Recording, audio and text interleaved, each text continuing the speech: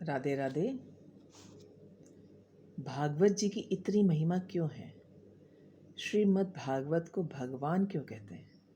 हमारे इतने 17 अन्य पुराण हैं, किसी को भी भगवान की संज्ञा नहीं मिली हुई है। क्यों? तो हुआ यूँ, जब महाभारत समाप्त हुई, श्री कृष्ण गोलोक धाम जाने लगे, तब उद्धव जी दुखी हो गए और दुखी होकर श्री कृष्ण से कहा, प्रभु आप चले जाओगे तो आपके जाते ही कलयुग का वास हो जाएगा, और इस कलयुग में प्राणी मात्र का उद्धार कौन करेगा? उद्धव जी श्री कृष्ण के चचेरे भाई हैं, उनके मंत्री, उनके सखा सभी हैं। तो श्री कृष्ण जी बोलते हैं दुखी मत हो, और वह ये कहकर श्रीमद् भागवत में प्रवेश कर गए। उन्होंने अपनी सारी शक्ति श्रीमद् भागवत में समाहित कर दी। इसलिए श्रीमद् भागवत का एक एक शब्द, एक एक अक्षर ब्रह्म है, और भागवत के प्रत्येक अक्षर में गोविंद की श्यामलता समाई हुई है।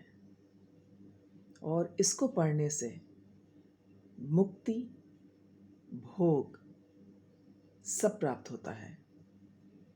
और इसी श्रृंखला में मैं श्रीमद् भागवत के कथाओं का, छोटी छोटी कथाओं को आपके सामने प्रस्तुत करूंगी, क्योंकि मुझे पता है आज के इस आधुनिक युग में, भागदौड़ की दुनिया में किसी के पास समय नहीं है।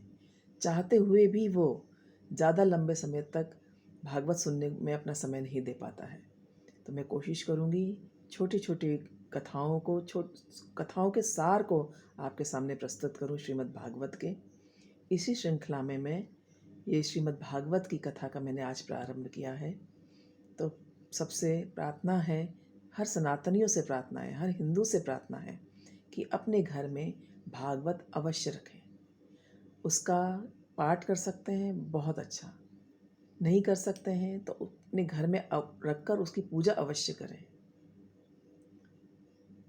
इति ते कथितं सर्वं की भूयः श्रोतुमिच्छसि श्रीमद्भागवतेनैव भुक्तिमुक्तिकरे स्थिते। श्रीमद् भागवत का पाठ करने से, उनका ध्यान करने से, उनके दर्शन करने से आपका अवश्य और हमारा अवश्य उद्धार होगा।